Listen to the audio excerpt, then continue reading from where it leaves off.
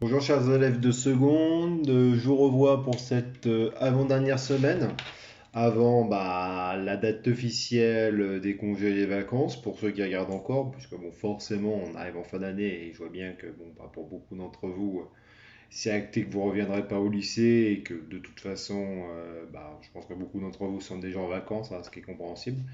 Donc pour ceux qui sont encore là, et même pour ceux qui voudraient éventuellement rattraper quelques petites choses pendant les camps de vacances et au tout début d'année de première, puisque comme je vous l'ai dit, l'idée c'est que vous arriviez en première dans de bonnes conditions, je vais poursuivre et terminer cette série de vidéos. Je pense refaire une dernière session la semaine prochaine. Aujourd'hui je termine ce thème-là, donc ce thème sur l'État français et l'État anglo-saxon.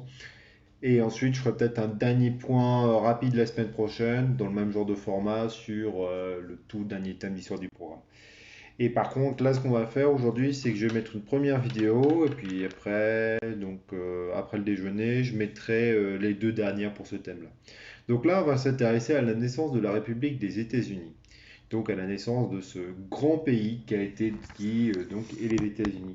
Puisqu'à la base, c'est une colonie effectivement donc, qui est anglaise et ça se ressent bien dans son premier drapeau. Le premier drapeau qui est utilisé pendant la guerre d'indépendance, c'est un drapeau qui fait extrêmement penser à celui du Royaume-Uni, quoi.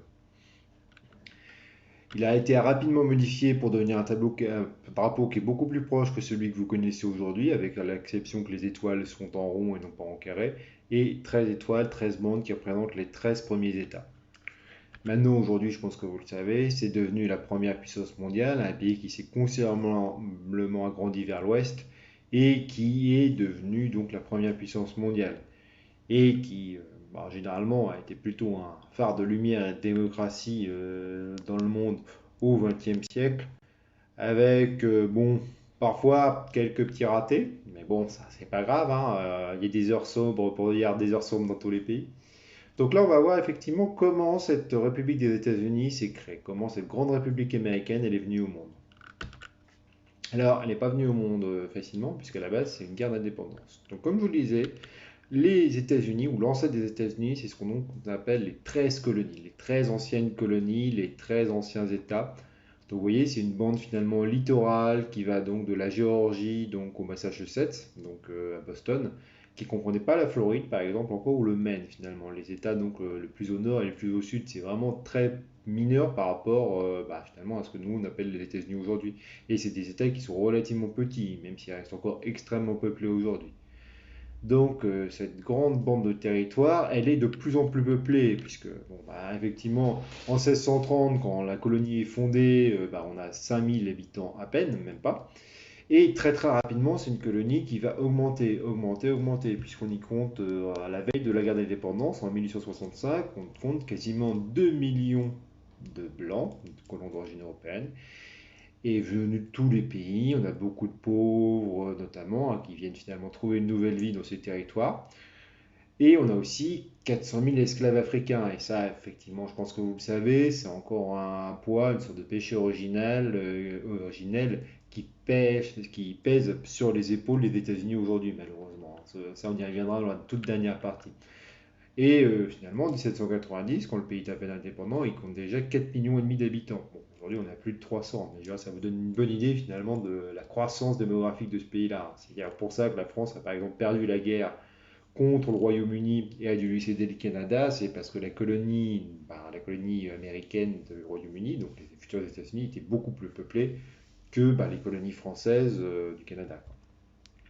Et assez rapidement, finalement, dès que ces conflits commencent à se régler, une grande question qui va se poser, c'est qu'est-ce qu'on fait de ces territoires-là, ce qu'on appelle les territoires de l'Ouest.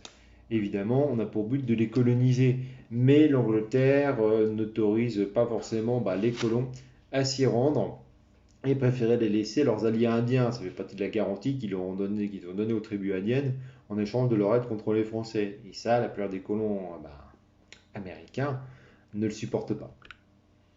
Il y a aussi une autre question qui va se poser, c'est la question fiscale. C'est que il y a une multitude de taxes que met en place le Royaume-Uni pour finalement profiter de l'agriculture, de l'industrie américaine naissante, et notamment pour privilégier des compagnies britanniques. Ce qui fait que, à double titre, Les Américains, les colons américains, ils sont vraiment comme des citoyens de seconde zone, puisque on leur impose des taxes, et surtout, quand on dit on leur impose, c'est que contrairement aux autres Britanniques, qui à l'époque peuvent déjà avoir un parlement, des députés, les Américains, ils n'en ont pas.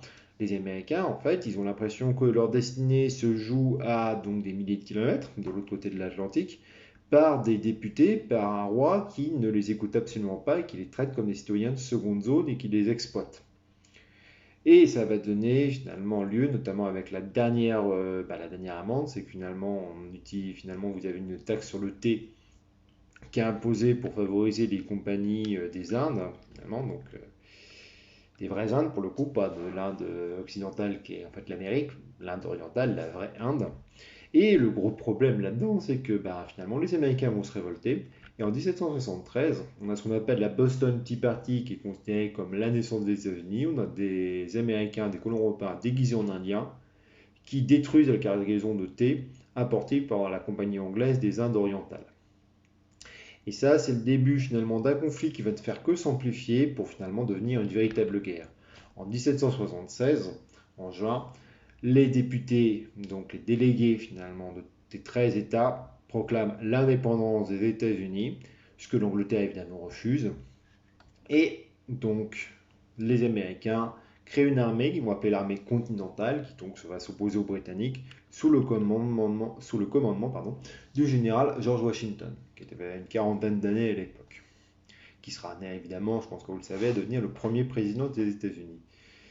Alors, effectivement, on a donc au début une guerre qui va se passer extrêmement mal, puisque en fait, dans les premiers temps de 1776, on a une armée américaine qui est extrêmement mal préparée. C'est essentiellement des paysans, des recrutés, éventuellement des vétérans dont des guerres avec les Français ou des guerres contre les Indiens, mais globalement, c'est pas une armée de métier extrêmement bien encadrée, extrêmement bien organisée, avec des officiers compétents, ce qui fait qu'au début, la guerre se déroule extrêmement mal pour eux face à une armée qui est l'une des meilleures du monde.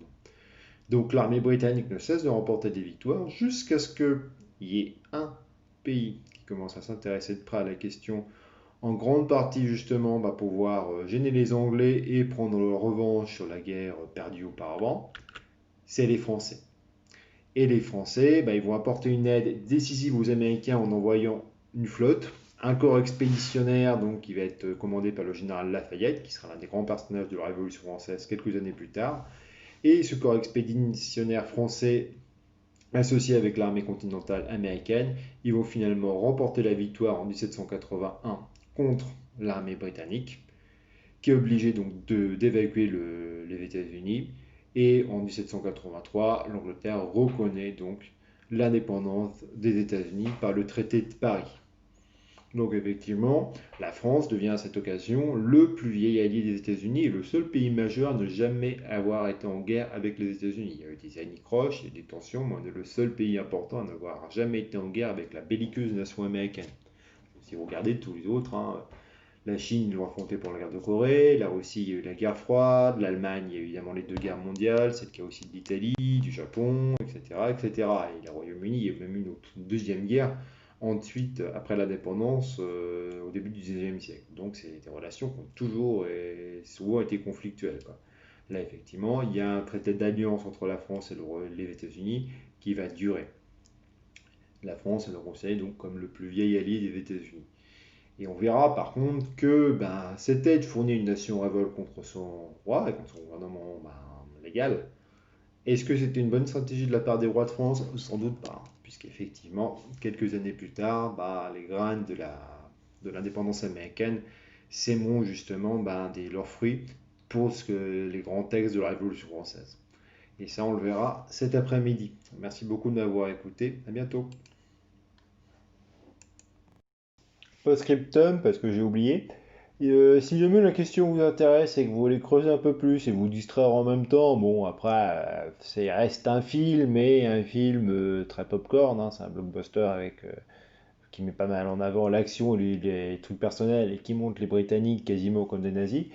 Bon, en fait, vous avez The Patriot qui est disponible sur Netflix avec Mel Gibson, donc qui raconte la guerre d'indépendance américaine, de manière romancée, mais bon, après, vous pouvez toujours essayer, ça peut valoir le coup. Donc là, cette fois-ci, c'est vraiment terminé. À bientôt.